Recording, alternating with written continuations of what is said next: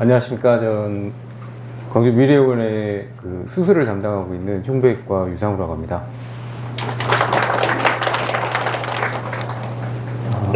바쁘신 와중에 공부하시러 이렇게 내원해 주셔서 왕림해 주셔서 정말 감사드리고요. 지금부터 제가 말씀드릴 것은 이제 투석 혈관 수술에 대해서 좀 말씀을 드리겠습니다.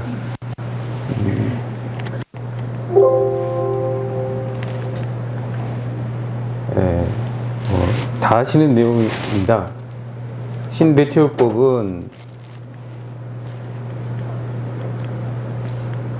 혈액투석하고 복막투석, 여기 하나 빠진 게 이제 신이식이 있죠. 이 사진에서 거의 다 나옵니다. 이렇게 동정맥루 AVF를 통해서 하는 거하고 AVG를 통해서 수술하는 거, 도관으로 혈액투석하는 방법 이렇게 되어 있고요. 복막투석이 있습니다. 혈액투석은 일단은 이제 중심정맥 도관으로 하는 방법하고 동정맥루로 하는 방법이 있습니다. 커프가 없는 게 있고요. 피하 터널을 하면서 커프가 있는 도관들이 있습니다. 커프가 없는 도관은 3주 이내, 되게는 2주 이내로 사용을 많이 하십니다. 대퇴정맥의 경우, 응급환자 같은 경우는 5일 이내로 추천을 받고 있습니다. 인펙션 문제 때문에 이거는 이렇게 권유를 하고 있고요. 이 커프 도관은 여기 이제 펌캐스라고 그러죠. 3주 이상 일시적으로 권유를 하고 있고, 동정맥루를 만든 사람들한테 일시적으로 성숙을 기다리는 환자에게서 일시적으로 사용을 합니다. 중심정맥 도관의 장점은 여러 가지가 있습니다. 모든 환자에 사용하고 여러 부위에 삽관이 가능합니다. 성숙 기관이 필요가 없고 정맥의 천자가 필요가 없습니다. 혈액학적 변화에 큰 영향을 받지 않는 것과 있고, 도관 삽관과 제거가 용이합니다. 그리고 이게 이제 가장 중요한데, 동정맥류를 만들고 나서 성숙을 기다리는 환자에서 임시로 사용해 볼 수가 있고, 합병증이 발생하면 바로 빼버리면 되기 때문에 교정이 쉽습니다. 단점은 이거죠. 이게 합병증이 빈도가 높다고, 가장 중요한 게 영구적인 중심정맥 협착이 있기 때문에 유지하는 것은 권장하지 않고 있습니다. 그래서 가이드라인에서도 3개월 이상 이거를 유지하는 것을 10% 미만으로, 모든 투석 환자의 10% 미만으로 유지하는 것을 권유를 하고 있고, 도관도 있고 미관상의 문제도 있고요.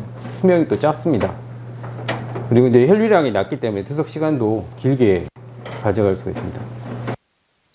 루트는 이제 우측 경제 부위로 펌캐슬은 추천하고 있습니다. 혈관 수술에 대해서 지금부터 이제 말씀드리겠는데, 1번은 자가혈관이 있고 인저혈관이 있습니다. 가이드라인에서는 주로 이제 퍼스트 초이스로 자가혈관을 권유를 하고 있습니다. 이유는 개존율이 일단 좋고요. 도관 협착이나 감염, 수지동맥 허혈 등의 합병증이 적다고 되어 있습니다. 시간이 지날수록 혈류 상태가 좋아지고, 단점이 있다면 이제 성숙 실패, 그로스 페일리어라고 하는데, 이제 원래 본인 혈관은 한 2mm에서 3mm 정도 됩니다. 정맥이. 그게 이제 정도의 크기가 되려면 한 6mm 정도까지 커야 됩니다. 그래서 2배에서 3배 커져야 되는데 이게 안 클 수가 있습니다. 그래서 이제 성숙 기간이 필요한데 그게 이제 2개월에서 3개월을 보고 있습니다. 그래서 자가혈관 AVF는 천자 깊이가 좀 깊을 수가 있어서 천자할 때 좀 어려움이 있을 수가 있습니다. 인조혈관의 경우는 피하 터널링을 일정한 깊이로 하기 때문에 깊이는 이제 천자를 잘 할 수 있게끔 이제 만드는 경우가 많고요. 미관상 문제가 조금 있을 수가 있습니다. 인조혈관은 이제 주사침 삽입 부위가 길게 있습니다. 기본 루프 형태를 주로 많이 하기 때문에 주사침 삽입이 좀 자가보다는 좀 더 쉽다. 그리고 성숙 기간은 한 달 정도로 보고 있습니다. 인조혈관은 뭐 삽입하면 바로 쓸 수 있지 않냐 이런 생각이 드실 수도 있는데 이제 안정화가 걸립니다. 일단은 정맥고혈압이 좀 생기기 때문에 이 피지올로지가 손에서 잘 적응을 못해서 많이 붓습니다. 팔이. 그리고 회사에서는 인정을 안 치면 이 그래프 자체가 스웨팅이라는 문제점이 좀 있습니다. 그 압력이 걸리면 혈구는 빠져나오지 않는데 혈장이 좀 빠져나옵니다. 근데 그 그라프트 안쪽에 내피에 인티멀 라이닝이라고 하는데 그거가 이루어지는 기간이 약 한 달 정도로 지금 보고 있습니다. 그래서 붓기가 말하자면 그라프트에서 혈장이 빠져나오는 것이 줄어드는 시기가 대략 한 달 정도로 보고 있습니다. 예, 책에서는 외과의가 다루기 쉽다고 얘기를 하지만 그렇게 쉬운 것은 아닙니다. 혈관이 안 좋으신 분들한테 수술을 하는 거고, 그래서 또 인조혈관은 두 군데를 연결해야 됩니다. 자가혈관의 경우는 한 군데만 연결을 하면 되는데 인조혈관의 경우는 두 군데를 연결해야 하기 때문에 저는 동의하기는 좀 어려운 것 같습니다. 인조혈관의 단점은 자가혈관에 비해서 개존율이 좀 떨어집니다. 도관 협착이라든가 감염, 수지동맥 허혈 등의 합병증이 높다고 되어 있습니다. 감염이랑 협착 이런 문제는 아시겠지만 수지동맥 허혈이라는 것은 이제 좀 뒤에서 한 번 더 설명을 드리겠습니다. 시간이 지날수록 혈류 상태가 떨어지는 것은 되게 이제 협착 때문에 그럴 가능성이 높습니다. 투석을 할 때 이제 원위부 허혈, 수지동맥 허혈이라고 이제 있는데 비교적 잘 일어나지는 않는 합병증이긴 합니다. 1에서 8% 보고하는데 스틸 신드롬이라고 이제 한국어는 도류증이라고도 합니다. 이게 팔에 있는 동맥입니다. 이게 이제 브라키얼 아터리인데 이게 포함 쪽, 이게 앞쪽 이쪽에서 엄지손가락으로 가는 레디얼 아터리하고 얼라 아터리로 이렇게 나눠집니다. 나눠지는데 주로 이제 이 원위부 허혈이 일어나는 것은 이렇게 브라키얼 아터리하고 연결했을 때가 문제가 됩니다.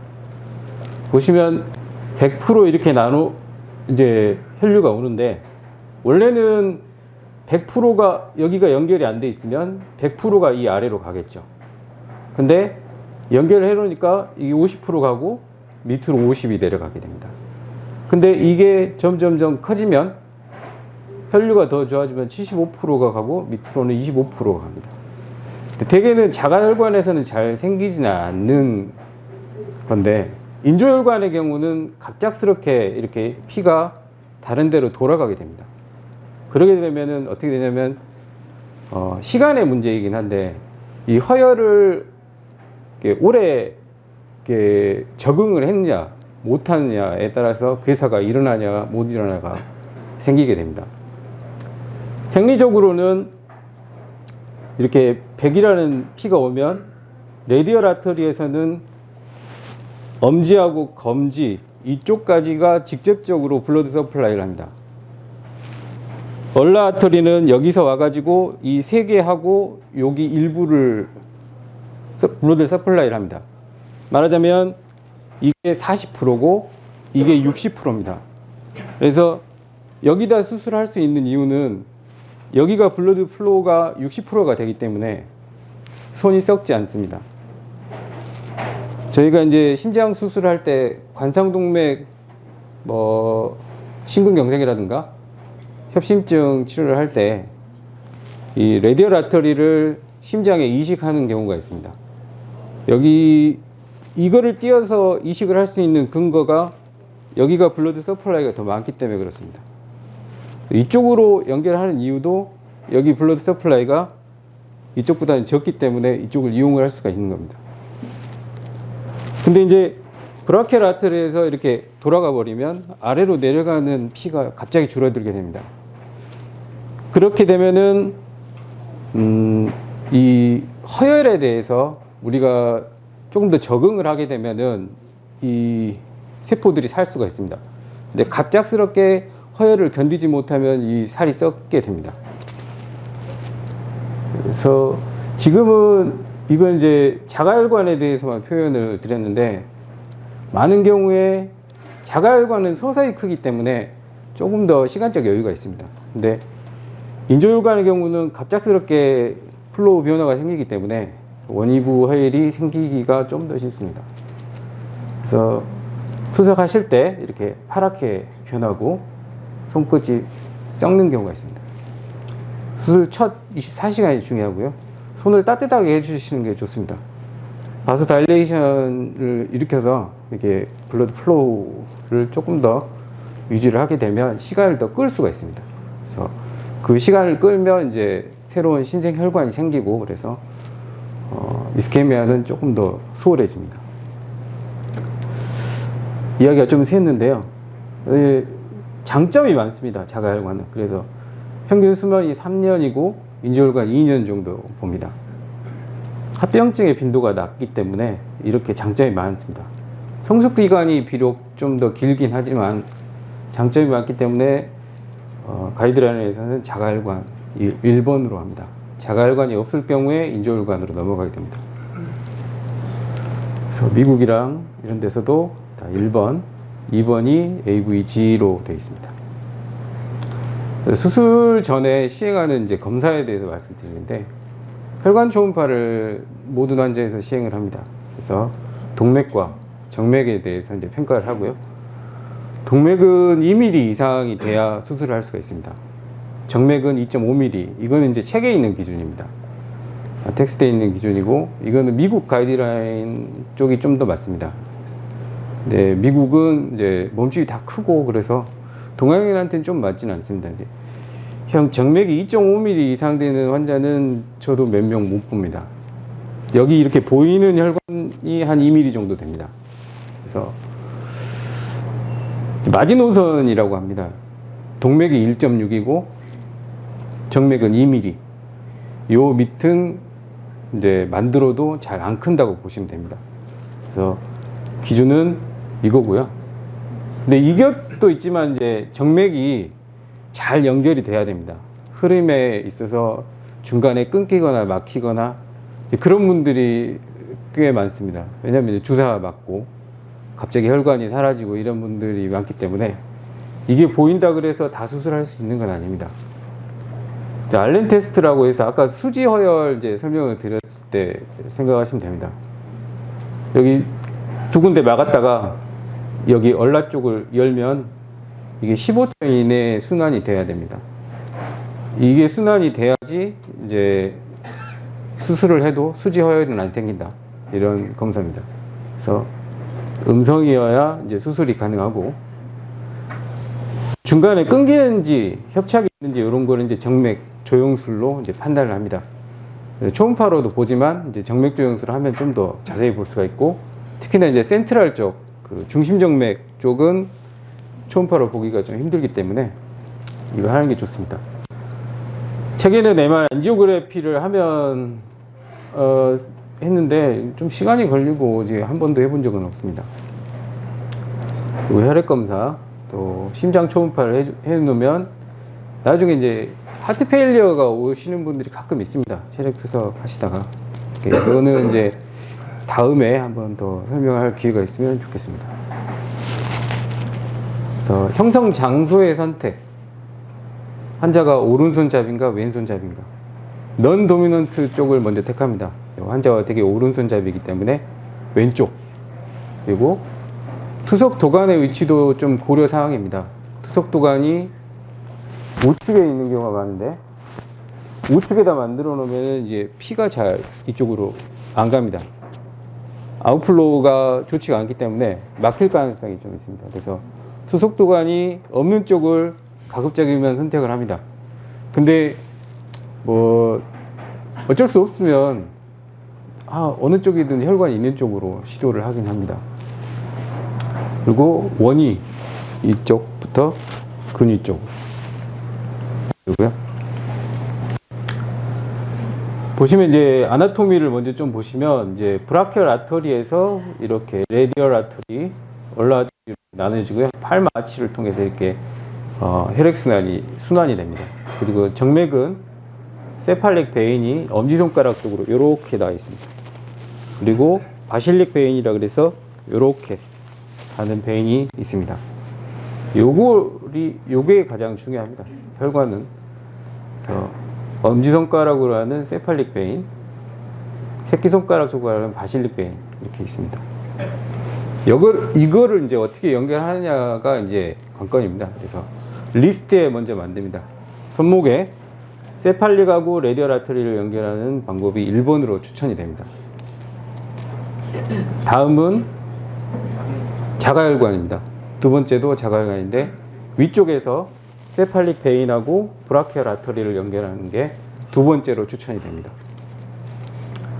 세 번째는 역시 자가혈관입니다.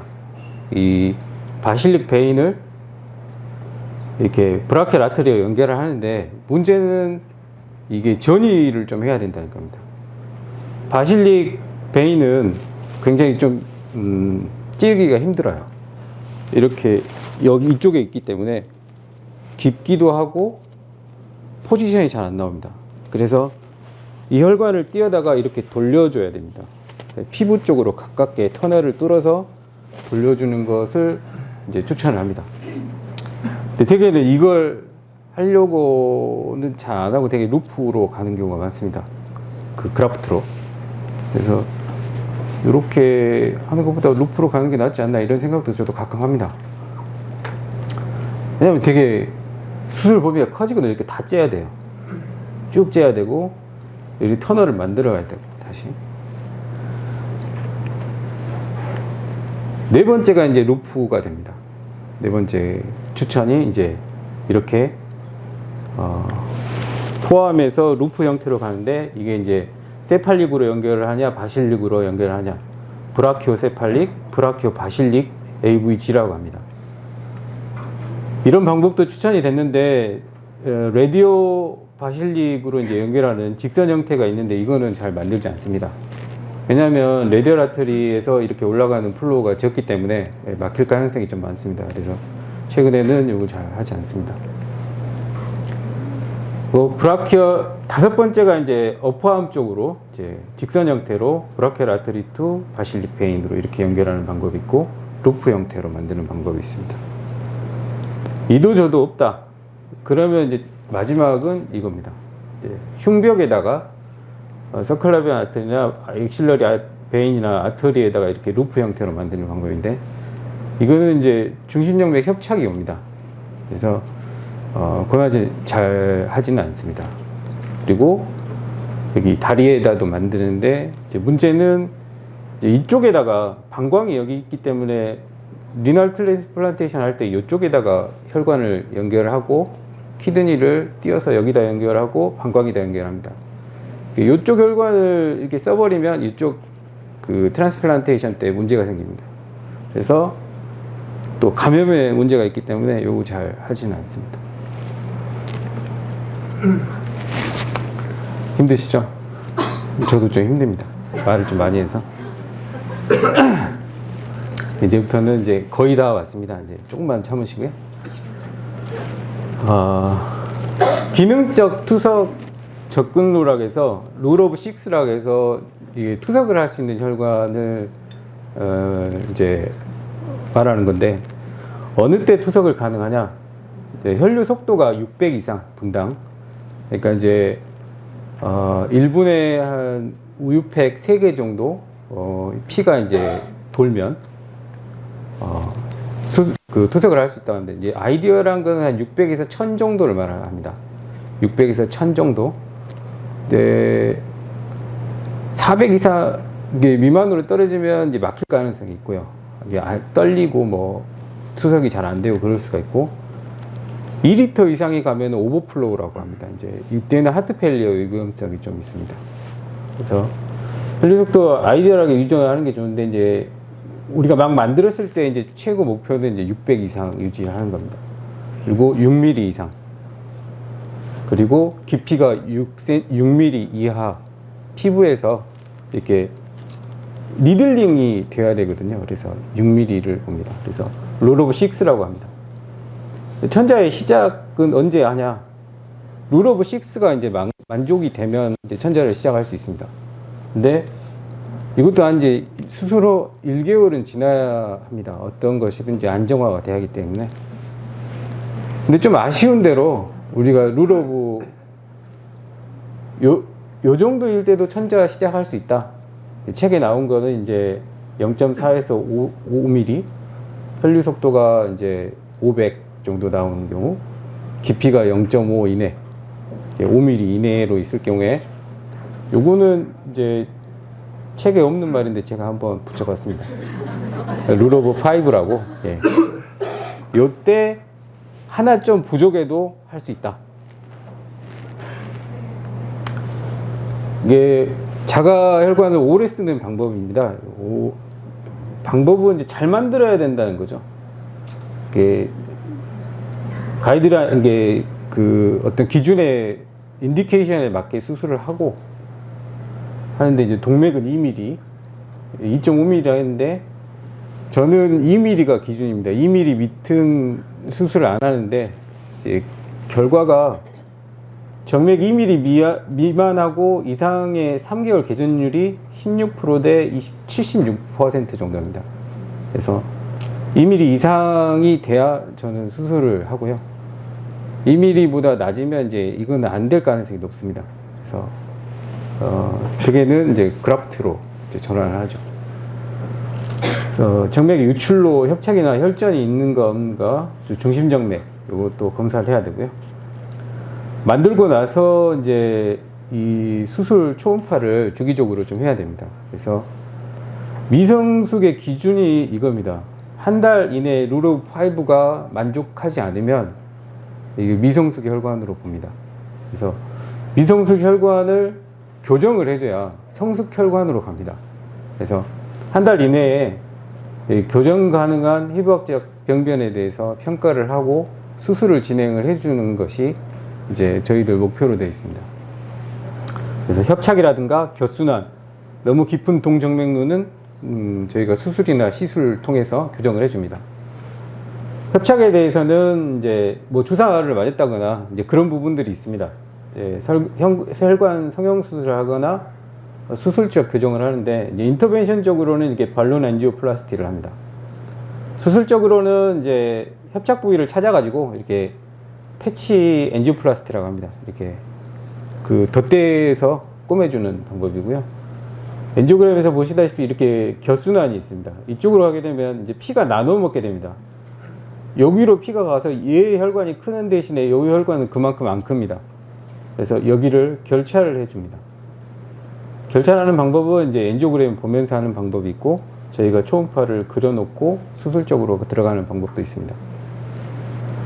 이거는 이제 너무 깊은 혈관을 이제 끌어올리는 수술입니다.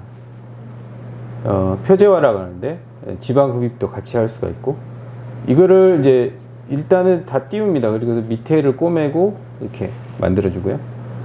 여기가 이제 슈퍼피셜라이제이션 한 그 표재화한 혈관의 사진입니다.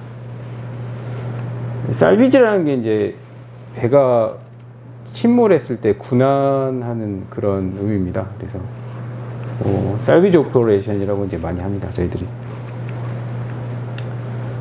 이거는 이제 미성숙에서도 마찬가지지만 이제 성숙된 혈관에서도 가장 많이 일어날 수 있는 합병증입니다. 이제 스테노시스 협착인데요.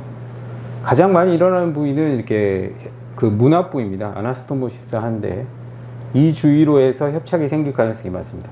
그래서 수술적인 방법은 이제 이식편을 뭐 그라프트라든지 정맥이라든지 그거를 따로 이제 바꿔주든가, 아니면 이제 패치 성형 수술을 해주든가, 아니면 요거는 과감히 묶어버리고 그 위에다가 이제 수술하는 방법이 있습니다. 근데 수술이 쉬운 건 아닙니다. 그래서 다른 이제 레포트에서는 이제 그 리스트 손목 부위에서는 여기 문앞부가 이제 협착이 가장 많이 50% 이상. 그다음에 엘보우에서 연결한 경우에는 여기하고 이제 그 세팔릭 아치라고 하는 부분이 있습니다. 그쪽에가 스테노시스가 있을 가능성이 반반 정도 됩니다. 수술 방법입니다. 이거는 이제 배를 따고 혈관을 째고 이제 패치로 이렇게 해서 꼬매주면 이 부분이 이렇게 떼똥 커진다는 겁니다. AVG일 때도 마찬가지로 이 문압부 주위에서 주로 스테노시스가 일어납니다. 그래서 수술은 여러 군데 이렇게 생길 수가 있거든요. 이렇게 협착이 여러 군데 생길 수가 있거든요. 그래서 그때마다 이렇게 다 열어가지고 수술하는 것이 쉽지는 않습니다. 수술하고 나면은 이제 힐링 과정에서 다시 협착이 생깁니다. 그래서 그렇게 가장 이제 수술적으로는 이렇게 할 수 있으나 롱 세그멘트, 이제 긴 구간에서 협착이 발생했다거나 그러면은 엔지오플라스티가 훨씬 더 효과가 좋습니다. 이렇게 롱 세그멘트로 이건 이제 엘보 부분에서 연결한 브라키오세팔릭 AVF입니다. 롱 세그멘트로 스테노시스가 있었고 엔지오플라스티 하면 이렇게 다시 좋아집니다. 이거는 AVG인데 그 브라키오 바실릭입니다. 바실릭 아나스토 정맥 위쪽에 이쪽 롱 세그멘트로 스테노시스가 있는데 엔지오플라스티 하고 나서 좋아집니다. 감사합니다.